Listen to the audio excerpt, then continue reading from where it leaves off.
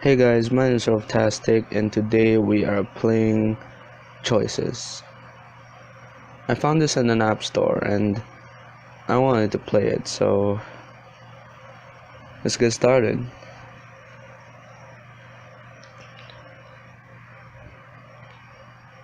Choices. And the sun went out, and their souls were eaten, and their heroes were lost. So I start this game.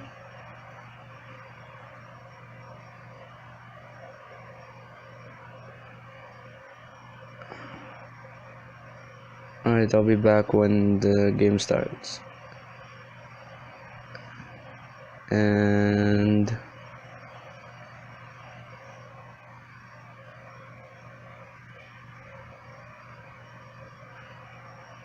we are back. Okay, click here.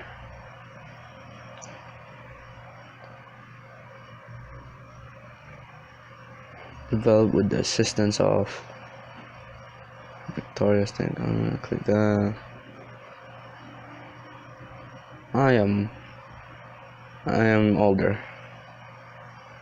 Choices is an interactive fiction app that updates once per week, supported by in-app purchases and/or video ads. The first part of the story is free. This is just the beginning, and we plan on introducing more stories within the app. Well, good. Just click that. There is no death in your future, but that does not mean your decisions are without risk. Okay? Choices. Yes. Okay. Day 95. An orange ball of gas that sustained life on this planet for billions of years was still burning in the sky. The scientists were completely wrong. Thankfully. Something vibrated on my wrist. I raised my hand and studied the watch-like device. It was Moticon, or simply Moti, as I called them. Hello, teacher. The temperature this afternoon is a crisp 30 degrees Fahrenheit. I do hope you're wearing a warm jacket. Damn, 30 degrees Fahrenheit. Don't forget that you also need to pick up the travel documents from Miss Montague. She's expecting you at her home. Okay. Stepping out of the train car, I adjusted my coat. Moti was right. I should have worn the one with the wool lining. Too late to worry about that now. Delores Montague's house wasn't too far away from the train station. As my boots crunched through the snow, I felt Monty vibrating on my wrist. As ever, Monty's cheerful face greeted me. You have just received a message from Professor Soul. He is insisting you see his latest breakthrough right away. Ooh.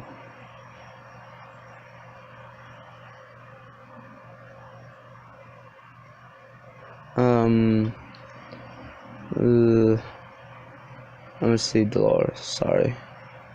The professor will have to wait until later, Monty. We've got to get those tickets and my passport from Delores. Would you like to know the location of Miss Montague's residence? No thanks, Monty, I got this. No problem, teacher. You know where I am. I remembered her address. 1204 South Street. Not too far away. Before I knew it, I was knocking on her front door. It's about time you turned up. The door was opened by Delores, a tall woman with olive skin and shoulder-length dark hair. The dim light made her features difficult to make out, and her body language suggested she was a little tired. I came as soon as I could. Anything wrong? Nothing, thanks. Nothing. Thanks for your concern, though. You don't need to worry about me. I've known Delores long enough to realize that she wouldn't let me know how she was feeling, even if there was an issue. Everything went off without a hitch. Delores was holding a folder in her hand, presumably the one I was here for.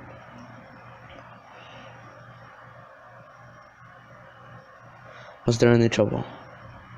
Was there any trouble? There never is. We're professionals. So, the travel documents? Delores handed me the folder. I looked inside and saw the usual stuff. A passport, plane tickets, credit card, and itinerary. Itinerary scanned and stored. Travel destination, Peru. So I'm headed to Peru? While I couldn't see Dolores' expression in the light, I could tell she wasn't impressed with the situation. Looks like it. Rest up. It'll be a long flight. We said our goodbyes quickly, and I sensed that Delores was still angry at my decision. Our heated discussion the previous day was still fresh in my mind. Will we be heading to Peru right away? Remembering Sol's message, I sighed. Not yet, Mati. We still have to find out what the professor has to tell me. Sometimes I wish I hadn't hired Sol. His paranoia could be stifling, but I did hire him. I started making my way towards Professor's house. You sound upset, teacher. Has there also been a disagreement with the professor? Does he have the same concerns as Miss Montague? It's different, Monty. With the professor, it's more about his general personality. Can't you teach him to behave better, teacher? I chuckled. No, Mati. I'm not his teacher. He's too old to have one. Oh, okay. That's too bad. Because I think you're an excellent teacher. I only smiled in response. While we were going through the city, my thoughts were interrupted by an elderly man standing in the middle of a plaza, sandwiched by large cardboard signs. Frozen hell is coming for everyone. I should be used to those by now. Those doomsday signs started 3 months ago, after the temporary sun outage incident. Is frozen hell coming for me too, teacher?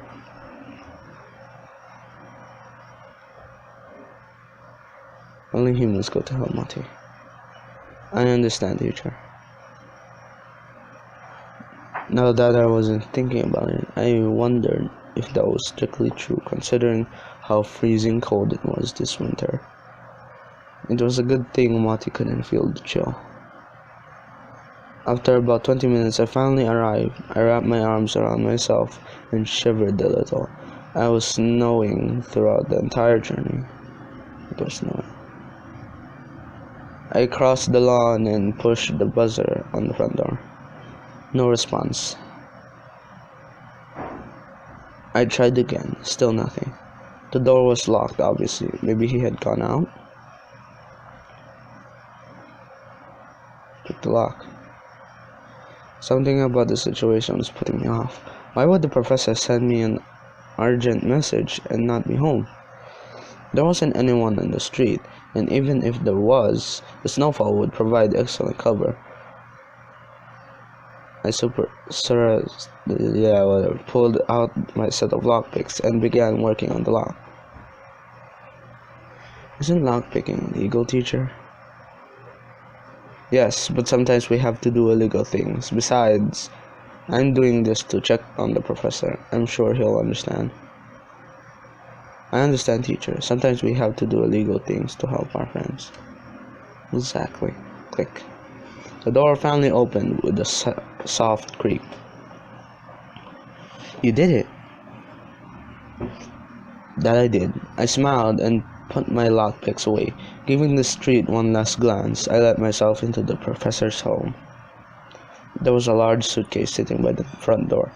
From his bulging sides, I had the impression that it was overpacked. Was Saul going somewhere? We hadn't said anything about the trip. Suddenly my phone rang, me. Surprising me. It's Miss Montague, teacher. Would you like to answer it? Sure, put this there. Delores, what's up? You might want to turn on the TV, she stated. I'm not home right now, hang on. I think there's a TV upstairs. I gripped the railing and headed up the steps, each wooden stair creaking and groaning as I went. Climbing into the attic, most of it was covered in a thick layer of dust and cobwebs. Disused boxes, papers, books, and paraphernalia crowded most of the tiny space. Hurry up, she argued.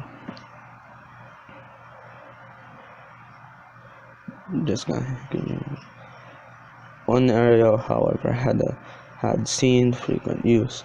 A crude desk made from excess boxes and planks. Sitting atop it was an exquisite clockwork model of the solar system. There was, however, no television. The professor must have sold it once I was last up there. No TV up here either. Delores, you'll have to tell me what's on it. The sound of her sigh came through the phone. I could practically see her frowning in annoyance. Very well. Do you remember Philip Argyle? CEO? Yes, him. Delores confirmed approvingly. Listen to this. I could hear the television in the background getting louder. Flare Energy stock prices plummeted to an all-time low. The CEO, Philip Argyle, is assuring investors that this is merely a temporary setback. I whistled. Sounds like he's in trouble. He won't last the night. You think so? Yes, luckily he's already settled his account.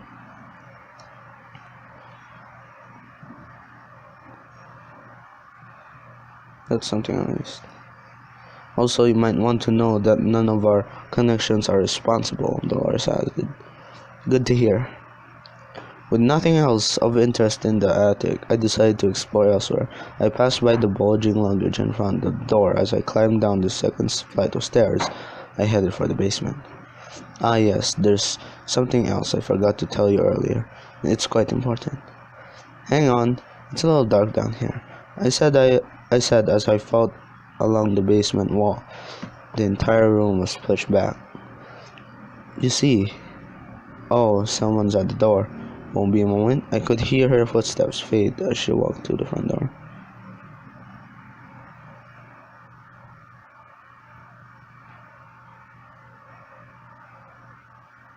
Confident as I was with the basement's layout, I abandoned the wall and walked towards the middle of the room with my hands outstretched. Suddenly I tripped over something heavy and fell on my elbows. I had felt like a body. Having a bad feeling, I pulled out my cell phone and dimly I swallowed. Professor Sol was dead. Lying on his front, the professor's back exposed a large bullet wound. His white lab coat splattered with blood. Bile rose in my throat, and I gagged, covering my mouth with my hand. My work had always been dangerous, but I'd never been confronted by the body of a friend before. My heart pounded, making me dizzy. 100 thoughts and emotions raced through my mind all at once. What did this mean? Why would someone kill him? Did anything have to do with what we were doing? Wait, was that someone at Dolores' door? Dolores, don't answer that. Bang. An ear-splitting gunshot sound rang through the receiver. The line went silent.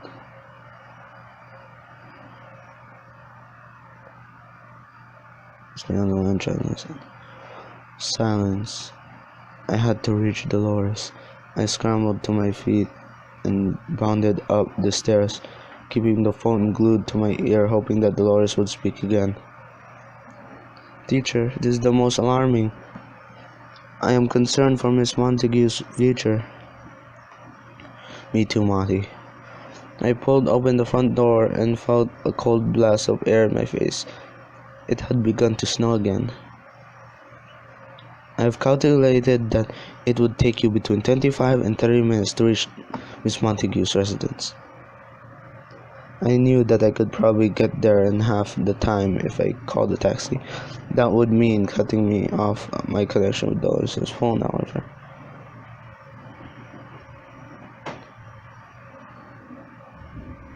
It had been 5 minutes since I called the taxi.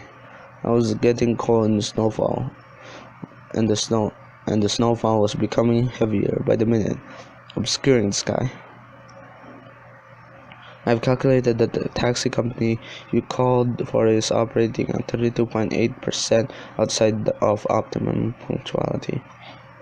My hypothesis is that the weather conditions are causing this delay." Wait, fun. I had no time to spare. I needed to reach Dolores as soon as possible. I favored my odds of reaching her house quicker than if I took a non-existent cab. I began walking. I've checked meteorologist's database, and the weather system should be passing very soon. Almost on cue, the snow began to thin out. It took around 30 minutes to make my way across town. I arrived at South Street. I made a left past the diner, a favorite meeting spot for Dolores and myself. In the distance, I could see the red and blue flashing lights of the police cars parked up ahead. I quickened my pace. Was she even still alive? "Teacher, due to recent events, I would advise against telling police who you are. There is a very high probability that they will think you have been involved with whatever event has taken place at Miss Montague's residence." Marty was right. Now was not the time to reveal my identity, especially after Saul's murder. Something was afoot, and it was too much of a coincidence to have both events happen in the same afternoon. I needed to find out more before revealing my hand. Still, speaking to an officer was the best way to find out what had happened to Dolores. Was it worth the risk, or was there something else I could do? "I'm sorry, we didn't want to disclose any more information at the moment." The male officer, who was leaning against one of the cars drinking hot coffee from the paper cup, seemed disinterested with the whole event taking place. I pushed him for a little more information and asked if anyone had been hurt. He turned and viewed me with suspicion. "No, just a break and enter, it seems." A female officer strode out of the Delores front door, speaking on the phone. She lowered it and covered the mouthpiece as she shouted across to the coffee-drinking policeman. "You better drink up, Patterson. We have a body on the other side of town. A professor of something or other." "I would strongly suggest not asking any more questions, teacher. At least Miss Montague is still alive. You need not worry any further." As the officer took another sip from his coffee, I backed away into the crowd that was slowly gathering to see what all the fuss was about. I quickly turned and headed down a nearby road that ran perpendicular to South Street. I needed to get back home and prepare for my trip. Today wasn't turning out quite how I imagined it would. Screech! Large black sedan stopped abruptly in front of me, its wheels sliding in the slush. In the next few moments, everything happened so quickly. I turned and began to run, almost slipping on the icy sidewalk. I don't know how to pronounce that. I headed to the south of the silencer and immediately felt an explosion of pain between my shoulder blades. I fell. Down, down, down, into darkness. Arc 1 completed.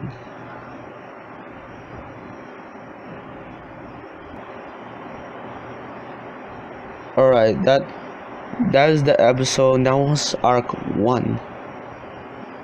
And I'm all out of time. And I promise you guys I will continue the story in the next episode. Hit that like button and subscribe. And I will see you guys in the next video. Later.